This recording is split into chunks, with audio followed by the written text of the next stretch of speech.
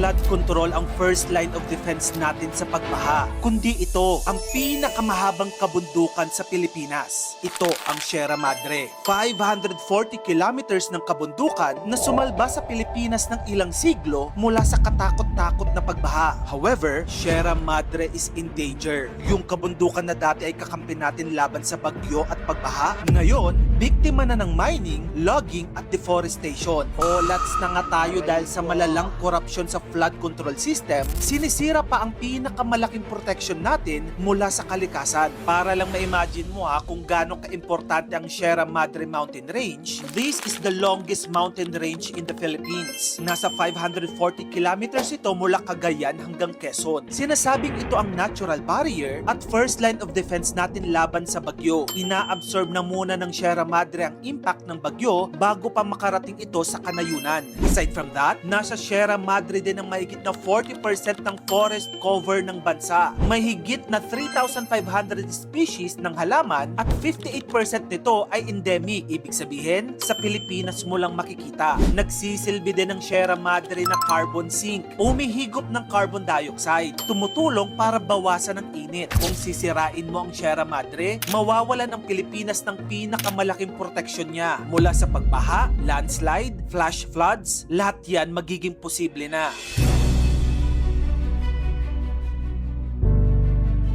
Satellite images shows yung malawakang deforestation sa bahagi ng Sierra Madre sa Dinapigue, Isabela. Ang mga lokal na leader at simbahan ay nagsasabing yung operasyon na yon ng pagbubungkal sa buffer zones ay nagdudulot ng polusyon sa mga ilog, siltation at pagkaubos ng mga isda sa baybay. Meron ding nagaganap na forest degradation sa Southern Sierra Madre. Sa lugar ng Rodriguez Rizal at General Nacar, Quezon, maraming dokumentadong mga driver ng deforestation, upland farming, illegal logging, infrastructure expansion, quarrying, paggawa ng uling. Nako, lahat ata ng uri ng paninira sa kabundukan, meron na. Pero paano nga ba tayo naaapektuhan nito? Picture this. Habang umaagos yung tubig mula sa bundok papuntang ilog pagkatapos ng bagyo, kung intact pa ang Sierra Madre, malaking bahagi ng tubig na yon ay sisip-sipin ng kagubatan at lupa. Pero kung wala na ang mga puno, lahat yon bababa. Baha sa Marikina, Pasig, Quezon City at mga kanayunan.